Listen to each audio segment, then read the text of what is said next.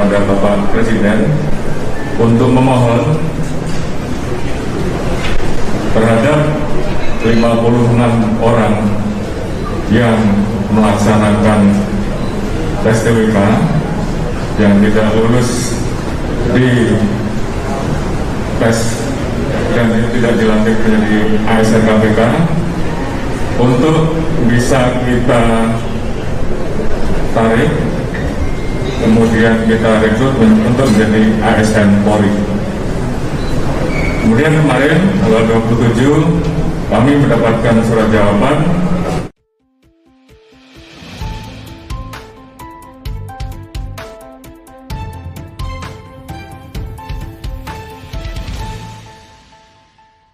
Jakarta, Novel Baswedan DKK menyambut baik keseriusan Polri untuk merekrut 56 ex-pegawai KPK menjadi ASN Polri. Mereka menyebut siap ditempatkan dimanapun asalkan Presiden Joko Widodo, Jokowi, mengakomodir rekomendasi Komnas HAM dan Ombudsman bahwa tes wawasan kebangsaan TWK pegawai KPK bermasalah.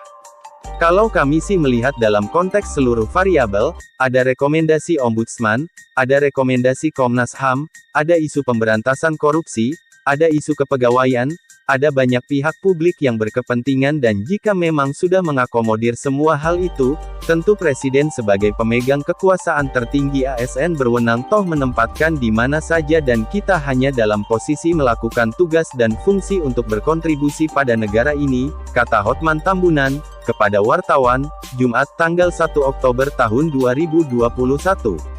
Untuk diketahui, Hotman merupakan mantan Kasatgas Diklat KPK. Dia menjadi bagian dari 56 pegawai KPK yang dipecat karena tak lolos TWK. Hotman mengatakan jika Jokowi mengizinkan 56 ex-pegawai KPK menjadi ASN Polri bukan dalam konteks mengakomodir rekomendasi, maka itu dianggap tidak lengkap. Buat kami jika semua variabel yang saya sebut di atas sudah terakomodir, maka kami hanya akan fokus pada pelaksanaan tugas dan fungsi dan berkontribusi pada negara ini, ucapnya.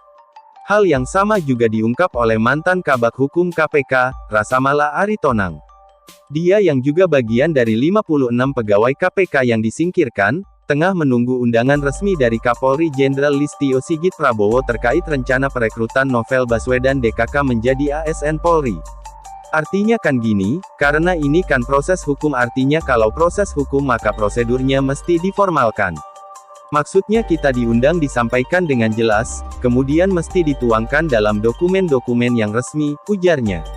Ya kita tunggu aja itu, baru nanti kita nilai.